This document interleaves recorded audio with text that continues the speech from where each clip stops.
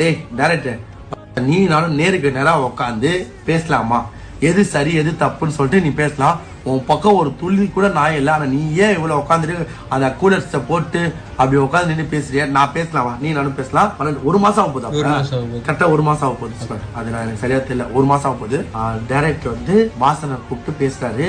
என்னன்னு பேசுறது வந்து பாத்தீங்கன்னா, இது வாசன் சொல்லவே கூடாதுன்னா, பட் நான் இந்த வீடியோல வேற வழியே இல்லை, எடுத்து போய் சொல்லிடுறேன். தம்பி ஷூட்டிங் இன்னும் 1% கூட ஸ்டார்ட் ஆகல. ஸோ நம்ம என்ன பண்றதுன்னு தெரியல. நீ வந்து ஐபிஎல் மூவில வந்து பாத்தீங்கன்னா சேலரி வச்சிருப்பேன், சேலரி வாங்கி வச்சிருப்பேன். அந்த சேலரி சும்மா ஸ்டார்டிங்க்கு ஒரு நம்ம ஷூட்டிங் 20% யூஸ் பண்ணிக்கலாம், என் கையில கொடுப்பான்னு சொல்லி கேட்டாரு.